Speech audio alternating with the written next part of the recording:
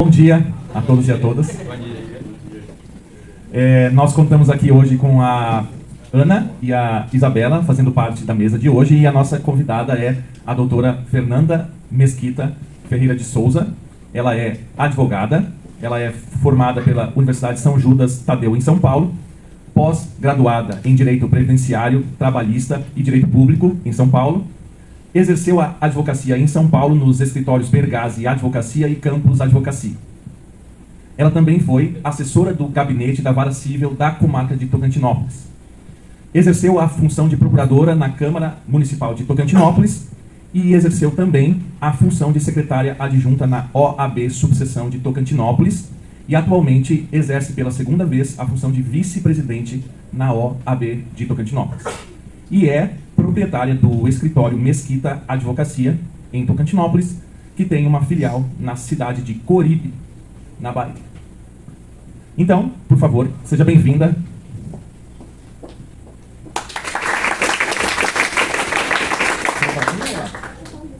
Então, obrigado, doutora, por estar aqui hoje.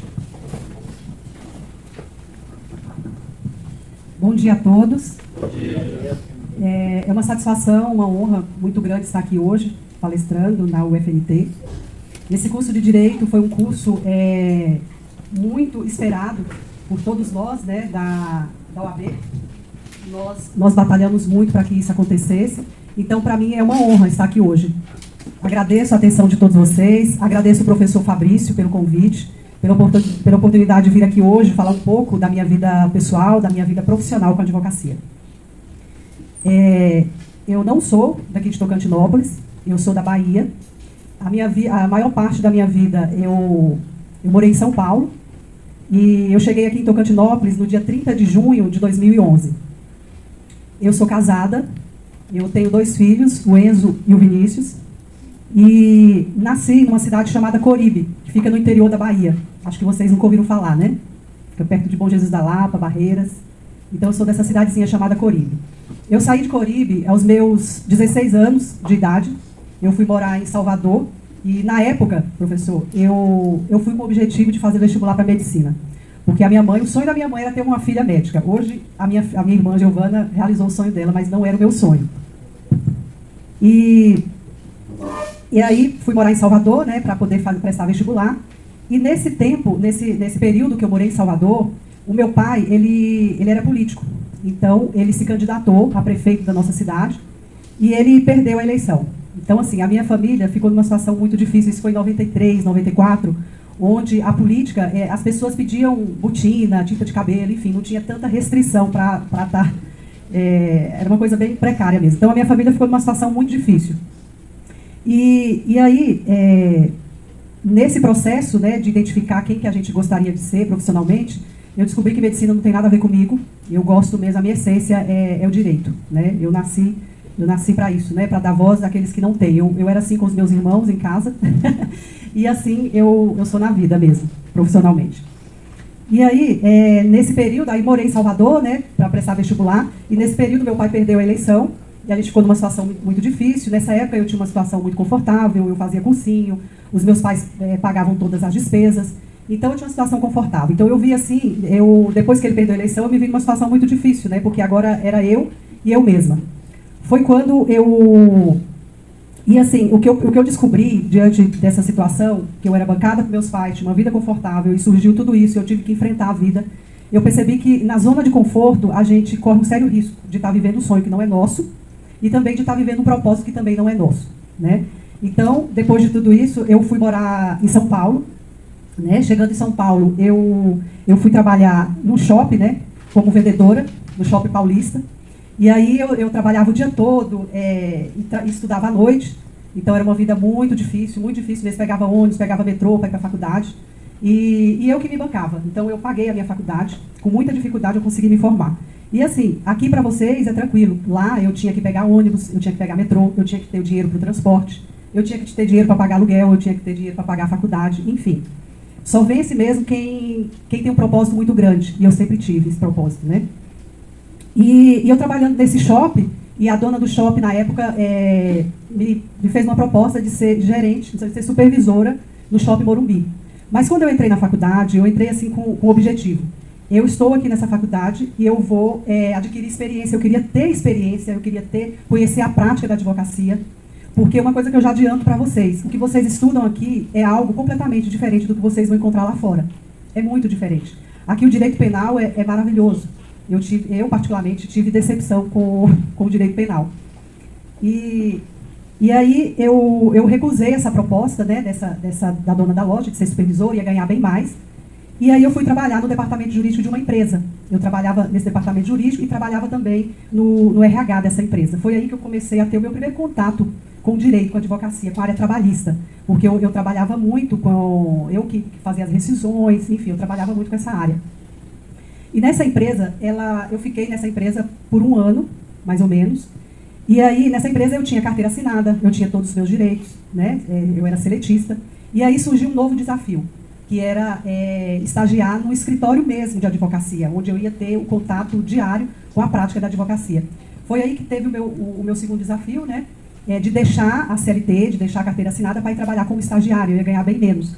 Mas eu estava no caminho. O meu caminho, desde quando eu entrei, foi: eu quero ter contato com a advocacia, porque os advogados que eu tinha contato falavam o que eu estou falando para vocês. A advocacia é diferente do que ensinam para a gente aqui. A universidade, infelizmente, ela não prepara para a prática.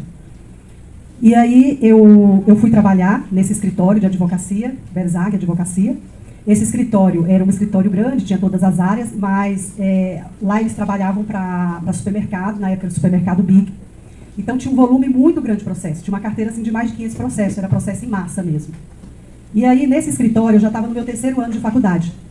E no meu 3º ano de faculdade eu já fazia petição inicial, eu já distribuía processos, eu já cuidava, eu e uma outra estagiária, nós cuidávamos dessa carteira com mais de 500 processos. Então imagine a cidade de São Paulo. Lá em São Paulo, os fóruns é dividido por bairros, né? Zona Leste, Zona Sul, Leste e Oeste. Então nós tínhamos, eu e essa estagiária, tínhamos os dias de ir para esses fóruns. E o que eu quero mostrar para vocês aqui é uma realidade que eu vivi do processo físico, do processo manual. Então, assim, eu tinha planilha, eu era a rainha das planilhas, sempre gostei de planilhas. Então, assim, eu tinha as planilhas de todos os fóruns, né, com todos os processos. E o dia de ver o andamento desses processos, não sei se vocês conhecem aquelas fichinhas, tem umas fichinhas brancas, assim, com umas linhas faltadas? A gente colocava o andamento dos processos naquelas fichinhas. Então, eu saía, vou ver hoje o fórum da Zona Leste, né, de Itaquera, por exemplo. Aí eu ia, passava uma manhã, uma tarde todinha nesse fórum, pegava uma fila imensa, porque estavam todos os estagiários advogados ali para poder ver o andamento dos processos. Chegava no balcão, ali tinha um servidor, não muito simpático, né, para nos receber. A gente dava o número do processo, esse servidor ia Olha, os processos eram muito mais que essa sala, assim. Eram muitos processos. Tinha dia que a gente achava o nosso processo, tinha dia que não encontravam. Então a gente ia para casa sem o andamento daquele processo, porque em meio a tantos processos, né, e como era um trabalho humano, e aí eles nem encontravam o processo. E quando encontrava, às vezes tinha processo assim de 10 volumes. Aí a gente ia ver o andamento de cada processo, anotava aqueles andamentos naquelas fichinhas, copiava, não tinha nem scanner na minha época, porque depois passou a ter aquele scanner de mão, né? A gente passava o scanner e levava a cópia da sentença. Mas antes, a gente copiava essas sentenças, os despachos, tudo na mão. E chegava no escritório e ia alimentar aquelas planilhas, passava a sentença para o advogado, que ia ver se ia recorrer ou não. E assim, era o processo manual, né? O processo físico, que hoje é totalmente diferente, né? Hoje é o EPROC, tem o EPROC e tem o PJI. Então, eu sou dessa época, onde o processo era físico, onde a gente fazia carga do processo, levava para o escritório. Tinha advogado que perdia os processos. Aí o fórum intimava, né, o advogado. Tem uma penalidade no Código de Processo Civil, quando você não entrega o processo no prazo, o advogado ficava tantos meses sem poder ver aquele processo. Então, assim, hoje a realidade que a gente vive é uma realidade, assim, muito dinâmica, muito prática. Eu vejo como melhor para advogar hoje, bem melhor. E eu tenho até uns casos meio traumáticos dessa época, né? Eu me recordo, professor, que o chefe, o meu advogado, ele deixava tudo para a última hora. As petições que a gente fazia, ele só corrigia no dia. O protocolo era feito naquele dia, tudo era prazo fatal. Então eu me recordo que eu tinha um prazo no Tribunal de Justiça, lá de São Paulo. O Tribunal de Justiça, ele fica ali na Praça da Sé, não sei se vocês conhecem São Paulo. Na Praça da Sé, onde tem a catedral, enfim. E aí eu me recordo que eu estava ali na Praça da Sé, né, o protocolo fechava às 18 horas. E eu tinha que fazer aquele protocolo às 18 horas, era um prazo fatal. Eu lembro que eu tirei o meu salto em plena Praça da Sé e comecei a correr na Praça da Sé. O Tribunal de Justiça tem uma escadaria imensa e eu subi aquela escadaria com um salto na mão. E só sei que 6 horas, 18 horas eu caí lá dentro e fiz o protocolo. Então, assim, hoje eu no meu escritório eu tenho pavor de prazo fatal. Eu tenho pavor. No meu escritório é tudo com antecedência, porque existe a lei de Murphy, né? Você perde prazo. E perder prazo para o advogado, gente, é algo assim... Imagine a coisa mais terrível para uma pessoa. É você perder o prazo. Seu cliente tinha um direito que, em razão da sua negligência, não pôde. E não adianta você falar que teve trânsito. Não, você perdeu o prazo. Então, o advogado tem que se preocupar muito com isso. E é algo que eu me preocupo muito com o meu escritório. De não deixar fazer nada no prazo, né? Então, hoje, gente, a advocacia, ela está muito acessível, as informações estão todas aí. Antes a gente tinha que estudar nos livros, hoje tem como a gente pesquisar, tem informação de qualidade, tem cursos online, né? Hoje, se eu estiver na praia, eu tenho condições de ver meus processos, está tudo ali. Aquele processo que eu ia lá buscar aquela informação, que eu chegava, preenchia minhas planilhas, hoje ele está tudo ali na minha frente. Alguém aqui já teve acesso ao PJE, ao IPROC? Já tiveram acesso? Ali tem todas as minhas planilhas. Tem ali as audiências, minhas audiências passadas, minhas audiências futuras, meus prazos que vão vencer daqui 10 dias, para eu poder me organizar. Então, meus prazos fatais, então está tudo ali. Então, a advocacia hoje, na minha visão, ela está muito mais... Eu não digo fácil para advogar, porque advogar não é fácil. Advogar, eu acho que é uma das profissões que a gente tem que ter... O sangue não tem que estar nas veias, não. O sangue tem que estar no olho mesmo. É algo que só vence. Vocês vão sair daqui, aí vocês vão ver uma advocacia que você vai ter que fazer o seu salário, porque você não tem um salário todo mês, né? Então, assim, muitos advogados, eles desistem, vão para o concurso público, às vezes nem gostam do concurso público, mas querem uma estabilidade, né? Que, na minha visão, o concurso público, ela não lhe dá, assim, essa estabilidade, porque você chega lá, você tem que fazer uma mesmice, né? Um trabalho todos os dias, mas há quem gosta, e não desmereço, porque são profissões excelentes, né? Não tem como desmerecer o concurso público. Agora, eu exalto a advocacia, eu gosto da advocacia, eu gosto de ser advogada. E com o tempo vocês vão perceber que se vocês se dedicarem, vocês vão ter esse salário todo mês. Por quê? Porque a advocacia você planta todos os dias. É uma sementinha que você planta todos os dias, então você colhe, vai chegar a época da colheita. E eu vejo que muitos têm medo, disso, né? De enfrentar essa instabilidade, entre aspas. Então, gente, voltando lá, eu estava na minha história, eu estava naquele escritório de advocacia, no Berzaga Advocacia, ali eu estava como estagiária. Esse escritório, na época, ele se uniu com um grande escritório de Porto Alegre, chamado Campos Advocacia. E aí eu saí de estagiária, fui ser advogada nesse escritório, a demanda aumentou bastante, continuou aquele trabalho de ir no fórum. Agora eu fazia audiências, né? Tinha aquelas audiências, eu fazia muita audiência trabalhista, audiência civil, então a gente ia no fórum, o juiz atrasava, a gente ficava esperando, tinha trânsito, a parte não chegava, enfim. Tinha aqueles percalços, né? Dessa advocacia manual. E aí, depois da Campus Advocacia, eu saí, eu fui atuar em outros escritórios, né? Na área bancária, na área atuei muito, prestando assessoria para empresas, e na área bancária também. E assim, então, a minha vida em São Paulo foi essa vida de muita luta. Primeiro eu fui para São Paulo, porque a minha família estava com dificuldade financeira, eu fui para São Paulo para poder conseguir mesmo um emprego, e lá eu consegui me formar, consegui pagar a minha faculdade. Então, assim, foi muita persistência, muita resiliência, né? Eu acredito assim, professor, quando a gente se propõe a ter ou a ser algo, a gente tem que ter em mente que o processo é muito dolorido, né? É muito dolorido, por isso que eu estou dizendo, só vence quem tiver um propósito muito maior. O cifrão na advocacia, ele não vai te levar a lugar nenhum, porque aí você consegue, o processo consegue aquele dinheiro, mas você perde um outro processo, então você deixou de ganhar dinheiro. Então, se a advocacia for apenas por dinheiro, a gente não consegue prosseguir. Tem que ter algo assim muito maior, né? O que eu posso falar para vocês é que o trabalho duro, ele lhe devolve cada centavo que você investe. Cada centavo. E o trabalho, ele te devolve na proporção que você se dedica, né? Com competência, com dedicação, chega um momento que ele vai lhe devolver isso aí. Então, a advocacia, ela tem muito isso da paciência, né? De você plantar e saber que na frente você vai colher. Tem muito isso. Então, essa foi a minha vida em São Paulo, uma vida de luta, mas eu considero que eu fui, assim, uma pessoa que venci, uma pessoa que eu tive os meus objetivos durante a faculdade, eu cumpri cada um deles, e eu acredito que eu consegui vencer aquela etapa em São Paulo. E aí as pessoas me perguntam, né, saiu de São Paulo, tinha aquela vida agitada, né, veio para uma cidade igual Tocantinópolis. Eu vim para cá porque o meu marido é daqui de Tocantinópolis, e na época que eu vim para cá, em 2011, o meu filho mais velho, o Enzo, né, ele já tinha 1 ano, e a gente tinha muita dificuldade de ter pessoas para cuidar, de colocar em creche, ele ficava muito doente, enfim.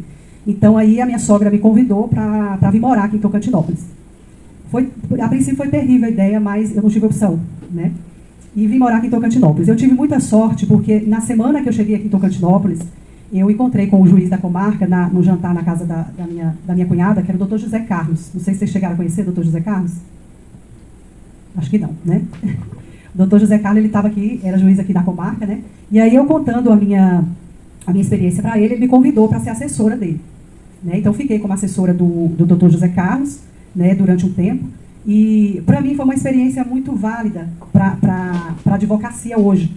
Porque eu não sei se vocês sabem, o assessor, é ele que faz os despachos, as sentenças, né? O juiz, ele corrige tudo, né? Mas é o assessor quem faz. Então, assim, com isso, eu tive acesso, eu passei a saber quais eram as demandas da cidade.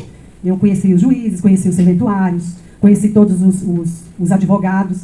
Então, assim, aí o doutor José Carlos, ele foi transferido, né, para a cidade de Colinas, na época, e ele quis que eu fosse com ele para Colinas, mas nesse meio tempo nasceu o meu segundo filho, o Vinícius, e meu marido estava trabalhando e não tinha como ficar, assim, acompanhando o juiz, né? Então foi quando eu decidi, em setembro de 2013, abrir meu escritório. Então, nessa época, eu realizei um grande sonho, porque em São Paulo eu trabalhava em outros escritórios, né, como estagiária, como advogada, e aí eu tive a oportunidade de poder exercer mesmo a advocacia de uma forma autônoma, do meu jeito, e com base em tudo que eu aprendi. Então, para mim, foi uma grande vitória mesmo. Aí eu comecei a trabalhar, comecei a ter muitos clientes, comecei a prestar assessoria para empresas, né? Então, aquele salário que eu sonhava em ter para poder bancar meu escritório, eu passei a ter, porque eu passei a ter clientes mensais. Eu trabalhei um bom tempo para o Grupo Eletrosilva, prestei serviço para outras empresas, trabalhei na Câmara Municipal e até hoje presto serviço para empresas também. E aí comecei a participar da OAB, né, das comissões da OAB, Comissão da Mulher, Comissão de Direito Previdenciário, e fui secretária adjunta. Hoje eu estou como vice-presidente da OAB, e essa interação com a OAB ela é muito importante. É importante porque é um serviço voluntário, né? A gente não ganha nada para isso, eu não ganho nada para estar como vice-presidente, eu não ganho nada para estar nas comissões. Mas assim, eu digo que eu ganho muito. Eu ganho network, porque eu estou em contato com outros advogados. Então, hoje eu não vejo os advogados aqui de Tocantinópolis, por exemplo, como um rival, não. Eles são meus amigos, a gente tem casos que eles me ligam, eu ligo para eles, a gente discute, a gente ajuda um outro. Tem muito advogado novo que, às vezes, não... Começando na profissão, está muito perdido, vão para o meu escritório, eu tenho o maior prazer de mostrar como tudo funciona. Então, assim, essa ideia de, não, o advogado do lado é meu rival, isso é uma mentalidade muito pequena. Porque, na verdade, você tem muito a ganhar quando você tem pessoas da sua profissão do seu lado, porque você não sabe tudo. A gente nunca sabe tudo. E ter um colega, assim, do nosso lado, para a gente discutir as nossas teses, né, até tomar um café junto, para bater um papo, para desabafar da advocacia, que não é fácil, é importante. Então, esse contato com a OAB, com as comissões da OAB, ela é importante nesse sentido, dessa troca de experiência, né? Então, essa experiência minha como estagiária em São Paulo, como advogada aqui, hoje ela me traz muita segurança para poder advogar, né? E muita segurança porque a advocacia ela vive numa constante mudança. Então, assim, hoje o direito previdenciário é amanhã você acorda, tem uma reforma previdenciária, uma reforma trabalhista, uma reforma tributária, e tudo que você aprendeu, você vai ter que reaprender. Então, a advocacia vive disso, de mudanças, né? Eu considero, assim, duas grandes mudanças na advocacia, né? A da advocacia física, manual, para o processo 100% digital, né? Tem estados que ainda tem processo físico, né? Tem estado que ainda não está 100% digital, mas aqui no Tocantins, hoje é 100% digital e foi o primeiro estado a ter os processos 100% digital. Então, eu considero essa grande mudança desse processo físico para o processo hoje 100% digital. E outra mudança também da advocacia, que é o que a gente está vivendo hoje, é a advocacia presencial, essa mudança da advocacia presencial, onde tem o fórum, a gente vai lá, conversa com o juiz, tem as audiências, né? E essa mudança hoje para uma advocacia virtual, totalmente remota, com juízes, serventuários, advogados, promotores, trabalhando de forma remota, ou em home office, né? Tem alguns que estão em home office ainda. E esse trabalho de home office, esse era um grande projeto dos tribunais, isso já tinha na cabeça dos tribunais há muito tempo, né?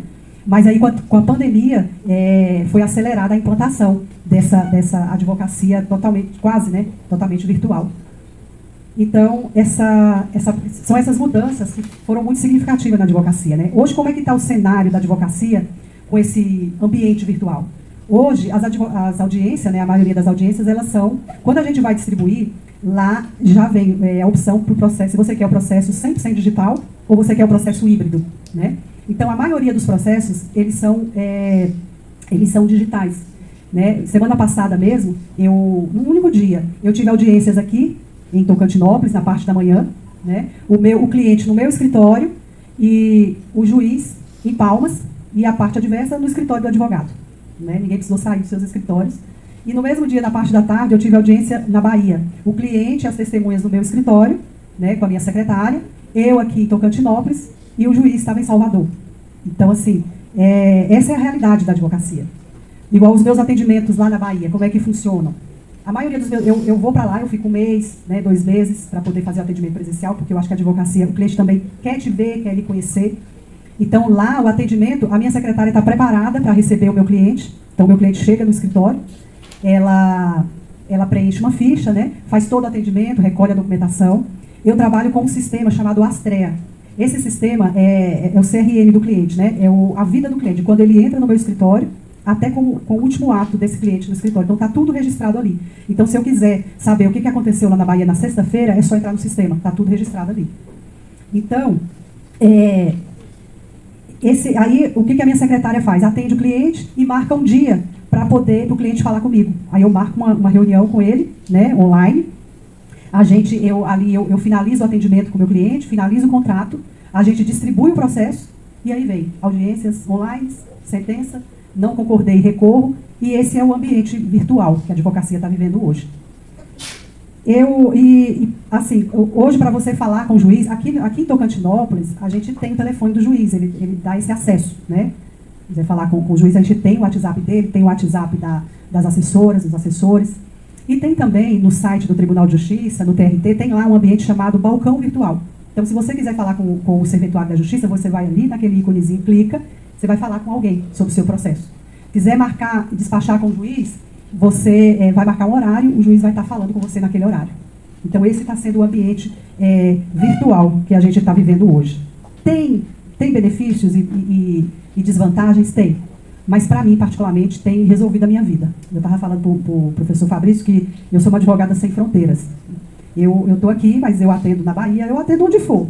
Se eu tiver cliente no Mato Grosso, eu atendo e dá para resolver tudo. E se tiver que estar lá de forma presencial, qual o problema? A gente pode ir até o cliente, quer conhecer pessoalmente, a gente vai até o cliente e atende esse cliente. Então, esse é o cenário da advocacia, né? Acabou aquela ideia do advogado sozinho, dentro do escritório, peticionando ali, né? Cansado. Hoje a gente trabalha com parcerias. Eu sou especialista em direito do trabalho, direito previdenciário e direito público. O meu colega é especialista em direito criminal, eu não faço. Eu passo esse caso para o meu colega criminalista e ali a gente faz uma parceria. Então, é essa a realidade da advocacia. Então, hoje, o advogado coloca isso em mente. É um conselho que eu dou, é uma opinião minha. Pode ser que tenha pessoas que tenham opiniões diferentes, né? Mas o advogado hoje ele tem que ser empreendedor. O nosso escritório é uma empresa.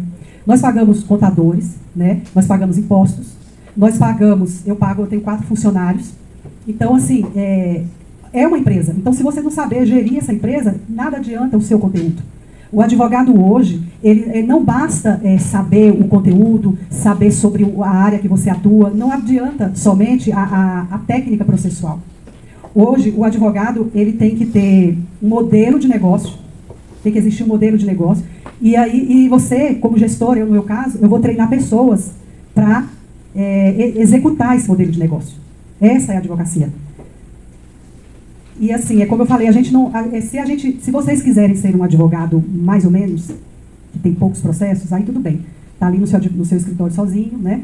Mas se você quer ir longe, é preciso ter parceiros, é preciso ter uma equipe. Porque sozinho é humanamente impossível. São muitos processos. Eu trabalho também com o INSS, né? Hoje o INSS ele é digital, né? 100% digital. Tem a agência física. A agência física é para fazer as avaliações sociais, né? É para fazer as perícias e para resolver alguma coisa que o site está com problema. Então, assim, o INSS também é 100% digital. Então, se a gente quiser ir longe, a gente tem que ter parceiros, tem que ter uma equipe. Igual os meus clientes, o problema dessa advocacia sem fronteira, de não estar ali a todo momento no escritório, igual hoje aqui, eu tenho os dias de atender no meu escritório. Eu atendo às segundas, quartas e sextas no meu escritório.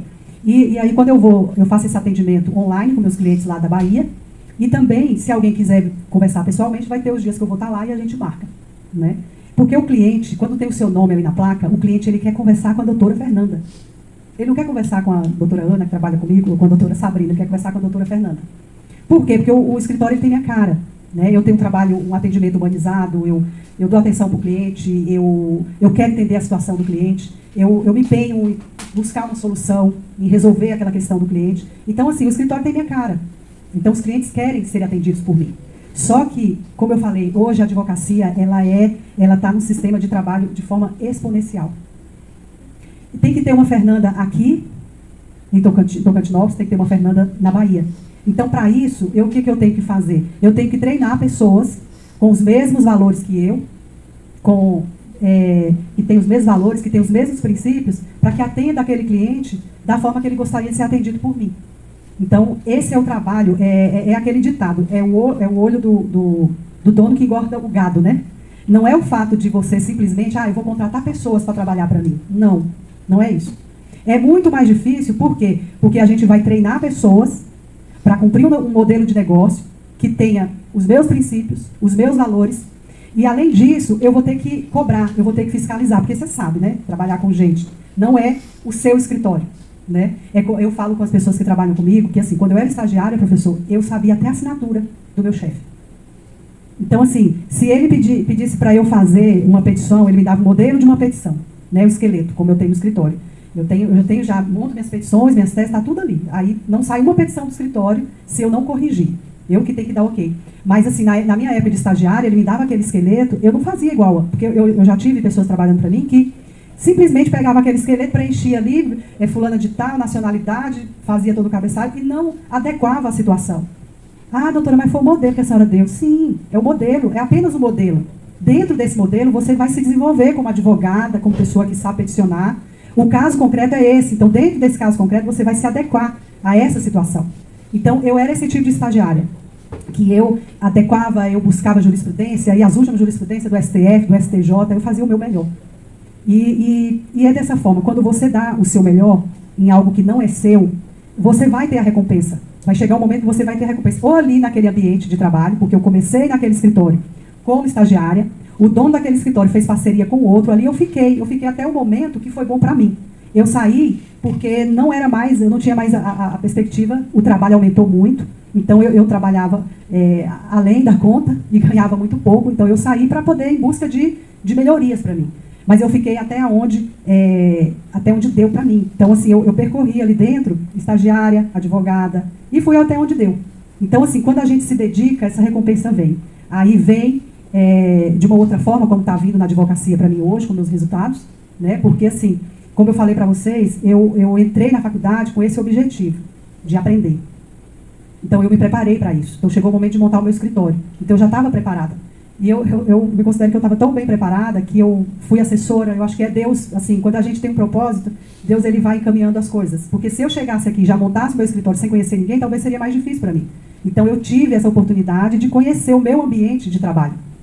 E isso eu considero muito importante para mim. Então, assim, hoje o advogado ele tem essa ideia, ele tem que saber a técnica, ele tem que saber a técnica processual para poder exercer a profissão, mas não é só isso. O advogado, ele tem que saber hoje, ele tem que estudar sobre marketing jurídico, ele tem que estudar sobre gestão financeira. Você tem que entender que você é uma empresa, o dinheiro que você ganha não é seu, o dinheiro é da empresa. Né? Porque, e tenha em mente que a gente não tem nosso salário todos os meses. Então, o que a gente tem que fazer? A gente tem que poupar, porque mês que vem não vou ter esse salário. E é daí que você vai criando aquele tão sonhado dinheiro, salário fixo ali na conta todo mês. Né? Então, você precisa entender de gestão financeira, gestão de pessoas, gestão de processos, para poder continuar na advocacia. Porque às vezes a gente fala, não, eu sei tudo de direito criminal, então vou ser um excelente advogado. Sim, mas não é só isso. Tem outras áreas que você também precisa conhecer, porque senão a advocacia não anda. E assim, o que eu assim, deixo aqui de muito importante para vocês é que hoje as pessoas falam assim, não, eu não quero ser advogada, a profissão de advogado é muito difícil, eu quero ser promotor, eu quero ser juiz. Mas, meu amigo, você ser juiz e promotor também é um caminho bastante longo. É um projeto a longo prazo, né? Você investe dinheiro, investe tempo, investe energia. Eu acredito que vale a pena. Mas a advocacia também, eu considero hoje também como uma profissão excelente. Porque você vai, é como eu falei, a advocacia você planta hoje, planta amanhã, e vai chegar o momento da sua colheita. E chega o momento que você vai plantar tanto, mais tanto, mais tanto. Porque é um trabalho contínuo, é um trabalho de todos os dias. Você não pode desanimar, porque é você que está fazendo seu salário. Então você vai plantar tanto que vai chegar um dia que você vai ter. E assim, são muitas mudanças, a gente tem que estar estudando sempre, a gente tem que estar em contato. Hoje, o acesso à informação é muito grande. Então, assim, se você quiser hoje um curso só de BPC-LOAS, por exemplo, você tem curso só para isso. Você quer um curso só de recuperação tributária. Você tem alguém que vai começar fazendo uma masterclass, né? Te convida para uma semana gratuita. E aí, depois, vai te vender o passo a passo. Eu já fiz vários e eu acho que vale muito a pena, né? Então, assim, hoje tem áreas específicas que você pode se dedicar e pode pagar por aquele conhecimento e ter recompensas valiosas, né? O que eu estou tentando passar para vocês é que eu vivi uma advocacia muito mais difícil, muito mais trabalhosa, e hoje a advocacia ela está muito mais dinâmica e muito mais acessível. Só que assim, por que tem tanta gente desistindo da advocacia, seguindo para o concurso público, ou não passam na OAB, né? Ou então pega a carteira da OAB, começa a trabalhar um ano e desiste? Por quê? É o imediatismo. A gente acha que aquele advogado ali no Instagram, que está andando com aquele carrão, que aquilo ali acontece do dia para a noite. Não acontece. A advocacia é uma profissão árdua. É como diz aquele jurista, o Sobral Pinto, né? A advocacia, ele não é uma profissão para covardes. Então, a primeira coisa na advocacia, você tem que ter coragem. Você está disposto a seguir um caminho que você vai ter que trabalhar todos os dias, plantar todos os dias, para que um dia você tenha colheita, tem processo seu que vai dar certo, tem processo que não vai dar certo. Vocês estão preparados para isso? Ou vocês vão seguir o concurso público? Quem aqui quer advogar? Tem em mente que eu quero ser advogado?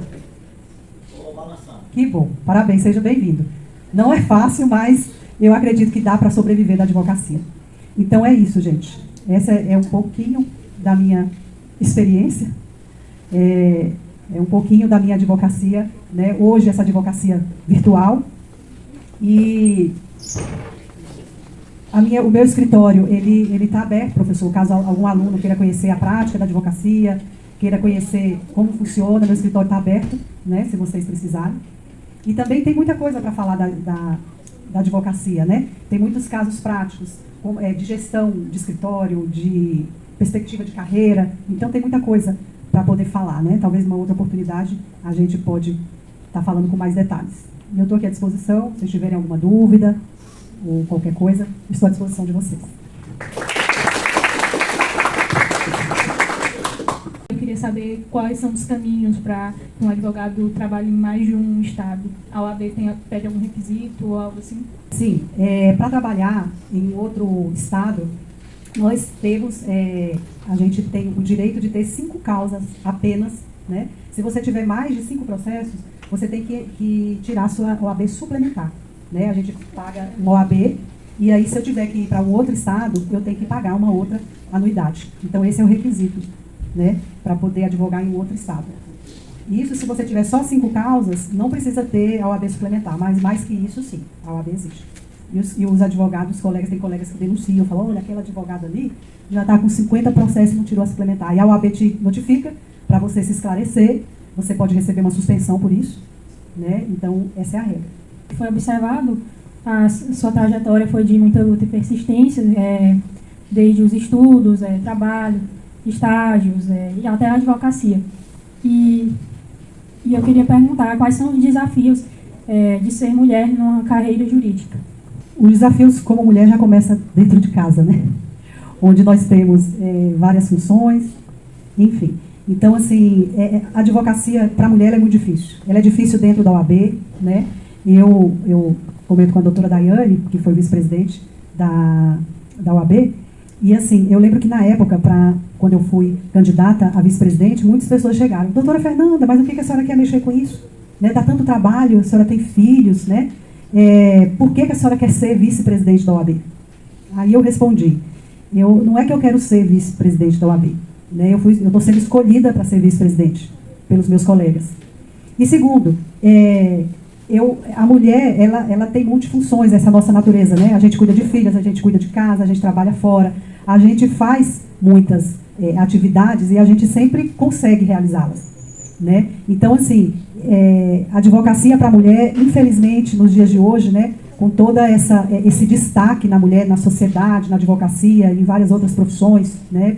Presidente, já teve vários presidentes do Tribunal de Justiça, mulher, tem a Carmen Lúcia, que está no eleitoral hoje, e é presidente do STF. Então, assim, a mulher, ela está em destaque em vários lugares, mas a gente ainda encontra muita dificuldade.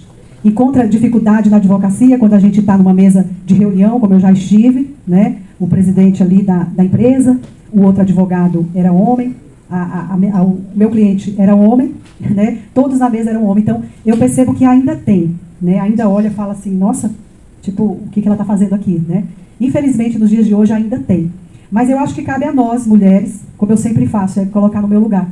É tentar mostrar para essas pessoas que nós temos, sim, competência, capacidade para sentar na mesa com o diretor de uma empresa, para ser presidente da OAB, para ser presidente do Brasil.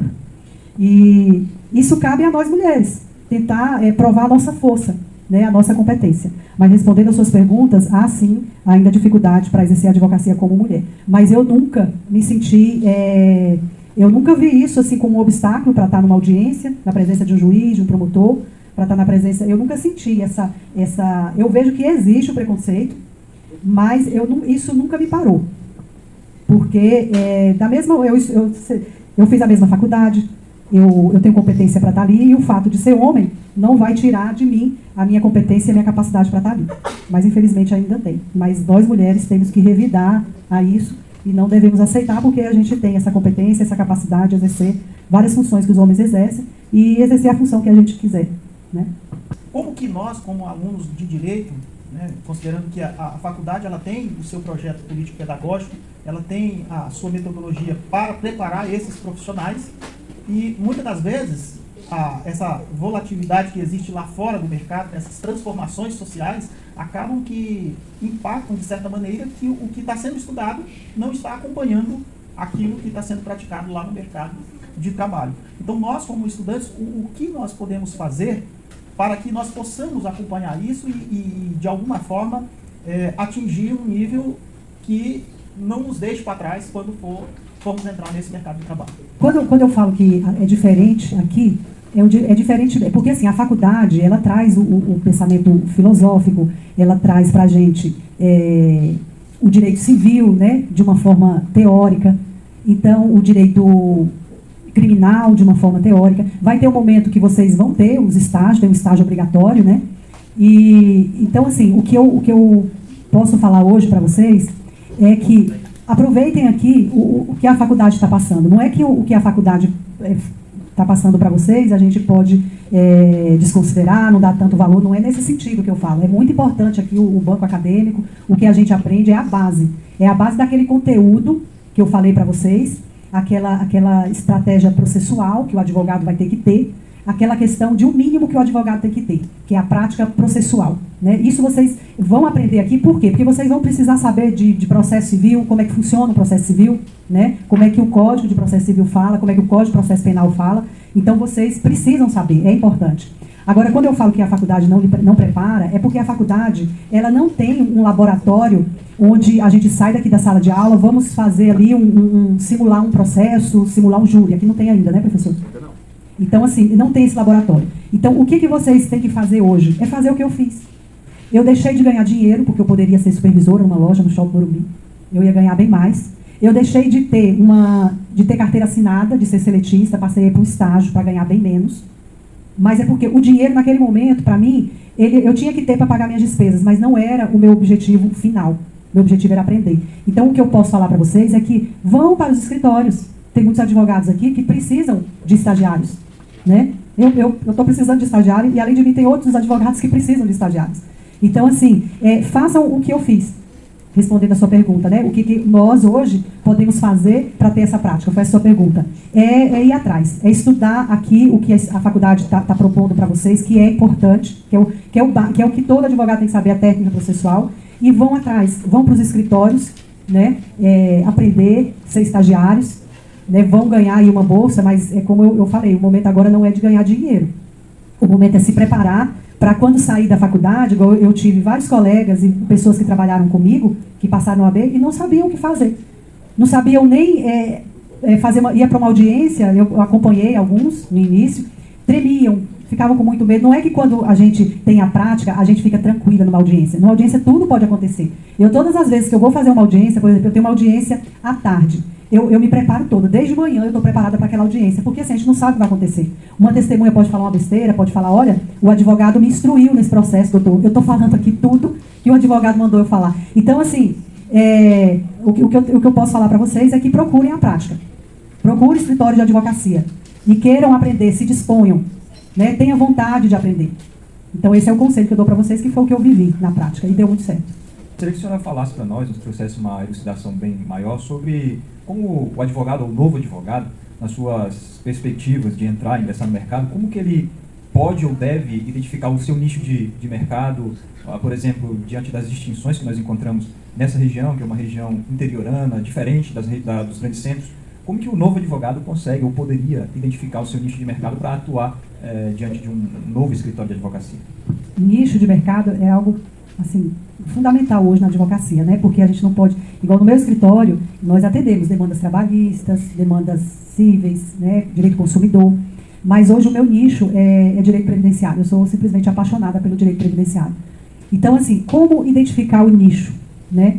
É você tendo conhecimento de outras áreas. Eu não vou dizer que eu atuei em todas as áreas do direito, que é muita pretensão, né? O direito é muito amplo. Hoje tem direito, tem vários direitos, direito só das pessoas que trabalham na aeronáutica, tem vários ramos do direito. Então, assim, eu trabalhei em vários ramos do direito. Então, se você começa a trabalhar com direito criminal, direito civil, com indenizações, com contrato, com previdenciário, com trabalhista, vai chegar um momento que você vai... É como se a advocacia estivesse levando você para um caminho, para um funil, né? Você conhecendo várias áreas, o seu gosto, né, por determinada área do direito, ele vai se afunilando e você cai numa área que vai lhe dar prazer em advogar. Né? Porque, como eu li, qual que é o seu nome? Sóstenes. Como eu falei, Sóstenes, a advocacia, se a gente enxergar só o cifrão na nossa frente, você vai advogar 1 ano, 2 anos, você vai ganhar processo, você vai perder processo e você desanima. Então, é preciso ter uma vontade de transformar vidas, de levar dignidade para as pessoas, de se emocionar com o direito que você concedeu, como no meu caso, né, minhas aposentadorias para os rurais, por exemplo.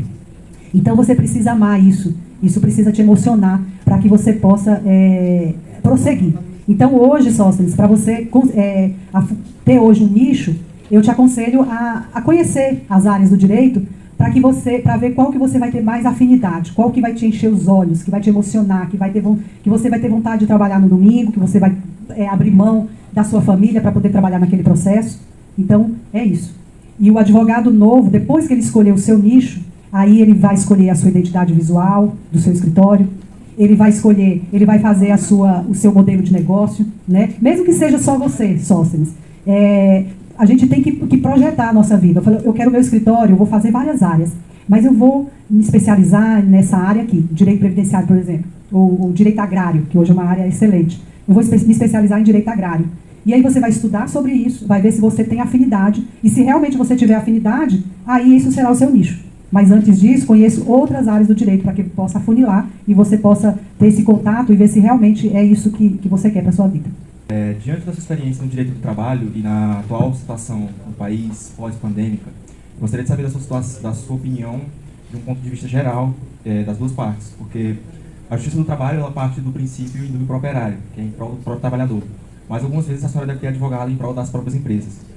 E dentro dessa situação de pandemia, com as taxas de desemprego oscilando e tudo mais, a senhora deve ter atendido muitos trabalhadores processando empresas por questões de assédio moral, de abuso de autoridade da própria empresa diante do trabalhador. E existe uma dualidade entre a supressão dos direitos trabalhistas e a maior liberação dos direitos trabalhistas. Na sua opinião e na sua vivência, na sua experiência, o que a senhora acha mais importante? Suprimir mais ou ser mais liberal com os direitos trabalhistas? Eu acho que suprimir direitos é algo assim que não é bom, não cabe e não é a minha opinião. Né? Teve a reforma trabalhista, né, onde mudou o cenário trabalhista, principalmente quando você falou que a advocacia trabalhista é um indúbio operário, né? É em prol do trabalhador. Hoje, principalmente com a pandemia, essa realidade ela mudou completamente, né? Antes da reforma trabalhista, o que acontecia? Tinha muitas aventuras jurídicas, né?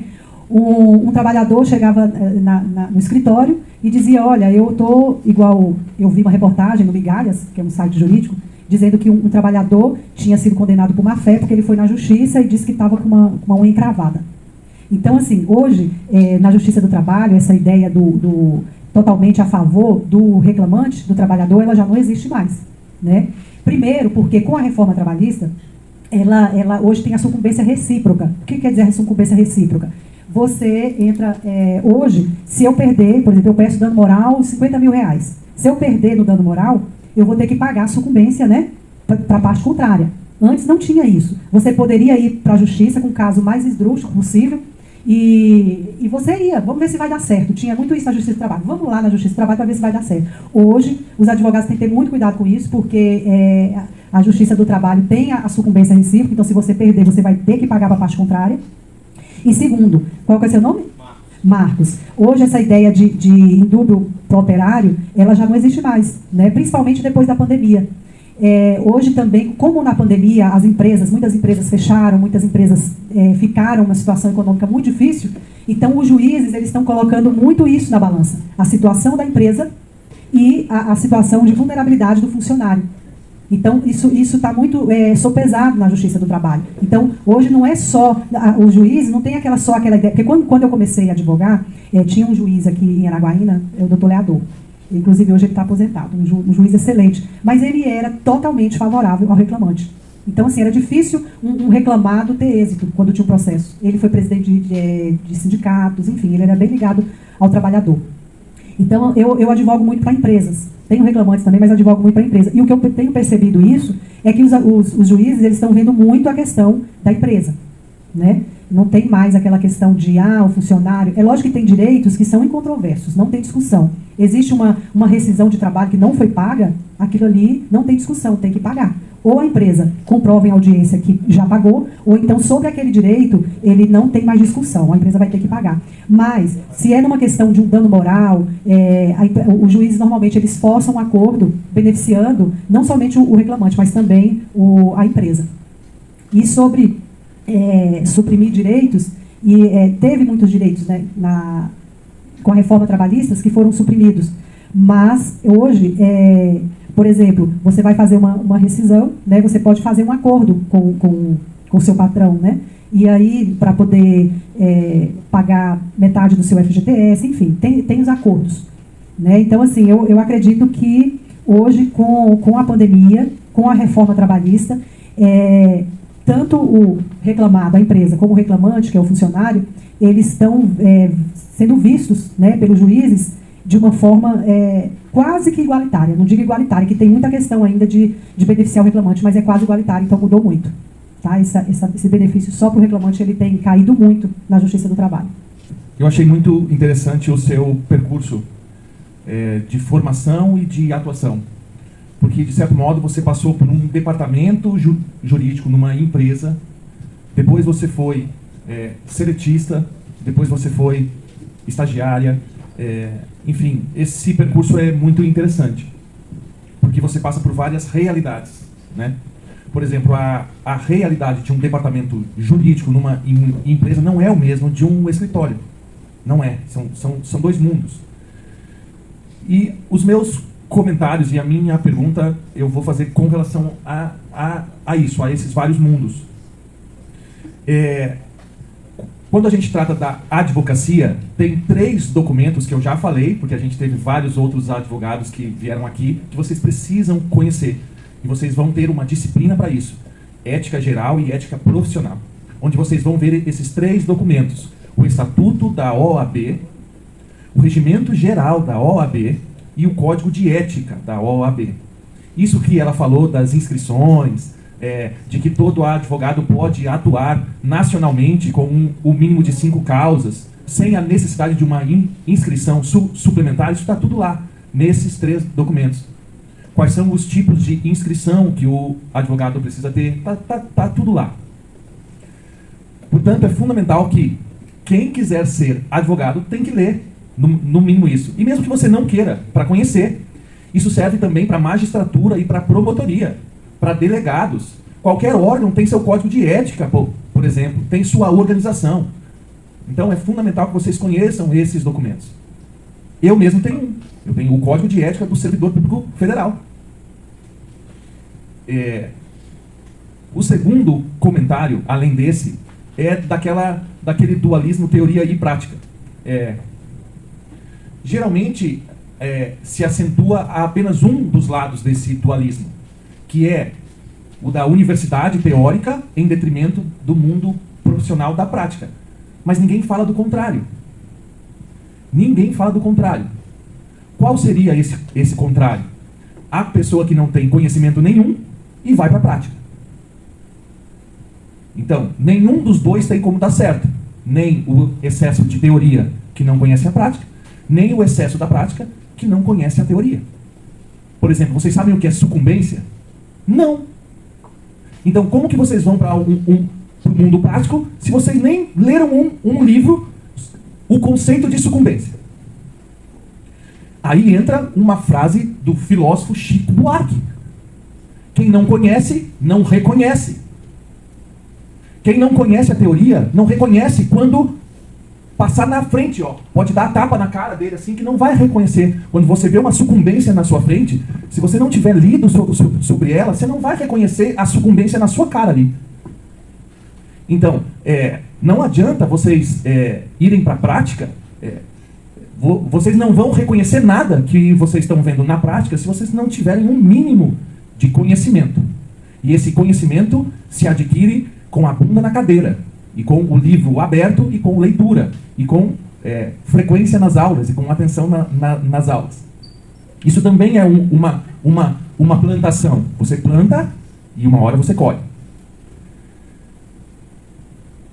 Por isso, e é bom que ela fale isso, a parte mais importante, a parte que dá vida, a parte que faz a ligação entre a teoria e a prática no direito, chama-se processo. Processual. É direito processual. Seja em que área for, tributário, administrativo, civil, penal, seja onde for. Portanto, é fundamental que vocês façam bem a disciplina processual. Mas você vai ser um medíocre processual se você não tiver feito a parte boa, se você não fizer bem feito a parte material. Por exemplo, como que você vai ver direito processual civil se você não tiver feito bem direito civil? Você vai dar curto-circuito no seu tico e teco. Vai dar curto-circuito. Então, esses eram os comentários. A minha pergunta é, com base em tudo isso que eu falei, você falou em gestão de pessoas, processos, empresas. Você até falou num software, o Astrea. Então, a faculdade não te preparou para isso. Tenho certeza que não. Então, a minha pergunta é, como que você se preparou para isso? E a segunda tem a ver com os vários tipos de advocacia. Porque aí entra uma curiosidade minha. Como que você organizou seu escritório?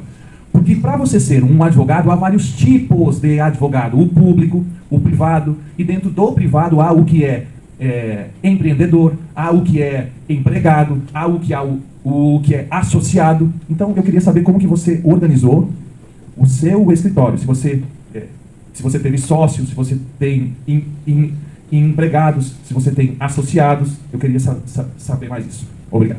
Primeiro eu quero fazer uma observação importante. Como o professor falou, é preciso conhecer a teoria para quando você se deparar com o direito, você vai apenas reconhecer aquele direito. E o Código de Processo Civil, o Código de Processo Penal, ele é o caminho da advocacia.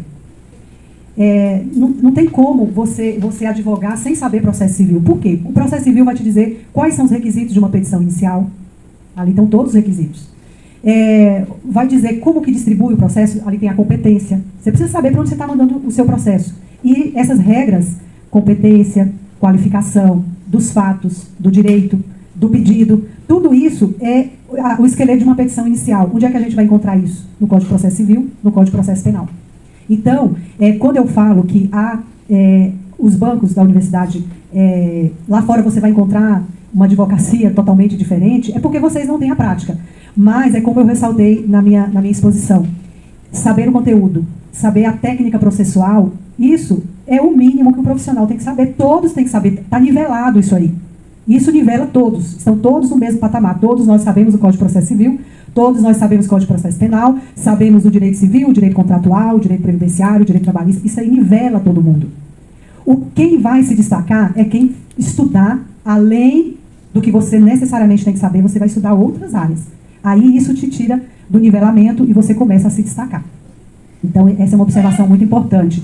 Você vai ter a sua recompensa das suas horas de estudo, né, das suas horas de dedicação, do seu conhecimento, agora no início, né, filosofia do direito, todas aquelas introduções que a gente acha que não tem sentido, e no final das contas, onde a conta fecha, isso faz sentido, porque a faculdade, a gente precisa ter esse pensamento filosófico, sim, a gente precisa saber todo esse conhecimento para a gente montar nossas teses e para a gente saber andar dentro do processo. Porque quem vai te falar para onde você vai, para onde você não deve ir, é o Código de Processo Civil, é o Código de Ética que você tem que saber. Porque nós estamos submetidos sobre a fiscalização do nosso conselho, né, que é a OAB. Então você precisa saber o Código de Ética. Você não pode, por exemplo, advogar, conversar com a parte contrária. Você não pode advogar para direitos contrários. Isso se chama tergiversação. Isso está no Código de Ética. Então é preciso saber o Código de Ética. Porque senão você vai a todo momento, está sendo chamado na OAB, sofrer processo ético. Então o que o professor falou é muito importante. O senhor perguntou hoje eu tenho um sistema no meu escritório, eu tenho uma organização no escritório. Como foi que eu aprendi tudo isso? Primeiro, eu não tenho associado, o meu escritório é Mesquita Advocacia, eu sou uma sociedade individual de advocacia. Eu sou registrada na OAB, eu tenho CNPJ, então tem todo o meu registro, eu pago imposto, né, eu pago imposto de renda, pessoa jurídica, porque quando eu vou receber os meus processos, eu peço para o juiz para que os alvarás, os RPVs, sejam expedidos na pessoa jurídica, porque o imposto de renda é bem menor do que em pessoa física. Então, senão eu vou pagar horrores de imposto de renda. Então, eu sou uma sociedade individual de advocacia. Como que eu aprendi? Para você montar um escritório, dá muito trabalho. Porque, primeiro, eu optei por ser uma pessoa jurídica, porque eu pago menos impostos, eu me organizo de forma melhor. Segundo, eu tenho que ter uma identidade visual. Meu escritório é Mesquita, né? Eu tenho uma identidade visual. Então, assim, os juízes, os funcionários do fórum, quando vê minha petição, já sabe quem é, né? Então, é preciso ter uma identidade visual. É preciso você organizar até as suas pastas, né? Até as suas pastinhas ali que você vai fazer uma petição. Então, tem tudo organizado. Direito previdenciário, ali tem as petições iniciais, eu tenho as réplicas, eu tenho os meus recursos. Então, está tudo montado no meu escritório. Os esqueletos estão tudo ali, para se adequar com as teses que eu quero que sejam apresentadas aos juízes, para que os meus funcionários possam fazer aquelas petições, né, e se adequar ao caso concreto. Então, identidade visual. Como que é a rotina do escritório? Igual, nós temos as nossas comunicações com os processos, né? Tem as publicações. Por exemplo, sai uma sentença, eu sou intimada daquela sentença. Se é no juizado, eu tenho 10 dias para recorrer. Se é na justiça comum, eu tenho 15 dias para recorrer. Então, eu recebo as publicações através desse Astrea. Por exemplo, saiu uma publicação, eu advoguei um tempo no eleitoral, e aí saiu uma publicação para o meu cliente. Eu recebo no meu e-mail, porque eu cadastro aqueles processos, então eu recebo no meu e-mail. Toda publicação, eu tenho um e-mail específico para isso. Vou recebendo ali as publicações. Então, é assim que é organizada a minha comunicação com os processos, para que eu possa, nos prazos, fazer os recursos e cumprir o que tem que cumprir. Então, esse sistema Astrea, ele filtra a minha OAB, filtra o meu nome, e aí eu recebo todas as publicações ali. E ali eu já agendo, já vai para um outro sistema que fica tudo agendado, e naquele dia, o prazo, o sistema avisa para a gente, está faltando 2 dias, está faltando 3 dias, e vai pressionando a gente a cumprir aquele prazo. Então, como foi que eu consegui esse sistema? É como eu falo, na advocacia, em qualquer lugar, a gente tem que ter network. Você precisa estar andando com pessoas maiores que você. Eu não posso, eu tenho professores que hoje eu tenho parcerias. Não sei se vocês conhecem a Patrícia Bonetti, que ela é da área previdenciária, mas uma advogada muito louca, assim. Se você vê o dia a dia dela, vocês vão ficar impressionados como é que uma pessoa consegue gerir um escritório da forma que a gestão dela é impressionante. Então, assim, como é que eu consegui esse software? Através de outros professores que eu tenho contato. E não só esses softwares, eu tenho outros. Não sei se vocês conhecem o Trello. Conhece, professor? Sim, um aplicativo chamado Trello, que é onde eu organizo a minha vida ali no Trello. Tem os quadros, né? Eu organizo minha vida pessoal, minha vida profissional. Então, eu aprendi isso num curso com uma outra professora minha, né? Que ela fala sobre gestão de escritório, eu fiz um curso com ela e aprendi muito sobre gestão. Essa questão que eu estava falando para vocês, que igual, por exemplo, a gente tem que separar pessoa física de pessoa jurídica. O dinheiro que entra no meu escritório não é meu, é da minha pessoa jurídica. Eu aprendi isso no curso de gestão, né? Gestão de tempo, né? Eu separo o meu tempo, o meu dia em blocos. Por exemplo, hoje eu só vou dar retorno para cliente. Então eu tiro uma hora ou o tempo que for, aquele período ali eu vou ligar para os clientes. Olha, sua sentença foi procedente, mas vamos esperar um prazo, porque o INSS ou a parte contrária tem um prazo para ela recorrer. Então eu tiro isso é gestão de tempo. Eu separo em blocos. Hoje eu vou só peticionar. Hoje eu vou só fazer recurso. Hoje eu vou só fazer atendimento ao cliente. Então isso é gestão de tempo. Gestão de pessoas. No meu escritório, a gente faz reuniões, né? Para saber o que está acontecendo. E aí, por que aquele prazo não foi cumprido naquele dia? Ou então, eu compro muito cursos, esses cursos práticos, e aí reúno, né, com as pessoas que trabalham comigo e a gente assiste esses cursos. Então, isso é gestão de pessoas. Separar a pessoa jurídica de pessoa física, isso é gestão financeira. Tudo isso, professor, eu aprendi em cursos. São pessoas que estão muito além de mim, né? São pessoas... Então, assim... eu aprendi uma coisa na vida, a gente precisa modelar as pessoas. Não é querer ter aquilo que o outro tem. É querer conhecer a trajetória daquela pessoa, ver o que ela fez para chegar até ali, e aí seguir os passos dela. É aquela história. Hoje eu olho para uma amiga, né, as pessoas falam, olha, você, né, que bom que você foi uma pessoa de muita sorte na vida, né? Venha calçar os meus sapatos, venha percorrer o caminho que eu percorri. Então, assim, é preciso modelar as pessoas. Hoje eu tenho vários professores que eu modelo. Eles são as pessoas que eu quero ser daqui 10 anos, são as pessoas que eu quero ser no futuro. Então, eu faço o curso dessas pessoas, eu faço as mentorias dessas pessoas. Então, eu tento seguir os passos que ela seguiu. Não é querer ter o que ela tem, mas é percorrer o caminho que ela percorreu para chegar onde ela chegou. Então, assim, quando eu fui organizar a minha advocacia, foi bem complicado, porque eu tive que sentar para ver a questão visual, para ver móveis do meu escritório, para ver softwares, como é que eu ia fazer. Então, eu sentei e organizei tudo. Organizei a rotina, como eu estava falando, né? Comecei a falar das publicações. Então, todos os dias a gente olha as publicações, vê o que tem, o que saiu. Agendamos os prazos, uns 3 dias antes, né? E aí, tem os dias para poder dar retorno para cliente, tem um dia para cada coisa. Então, quando a gente vai montar um escritório, a gente tem que ver que você não vai pegar um só processo. Você tem que se imaginar com 10, 20, 30, 100, 500 processos. Então, você tem que se organizar antes, para quando chegar o volume de processo, você não ficar louco. Então, tem que começar uma advocacia organizada, aquela advocacia empreendedora que eu falei, né? É aquele advogado que pensa nos funcionários, como é que vai ser a gestão daqueles funcionários, sua gestão de tempo. Então, ter essa visão de onde você vai chegar e do que você vai precisar para chegar até lá. E se organizar antes, né? E ter network, e andar com pessoas que têm a visão que você tem e que está lá onde você quer chegar.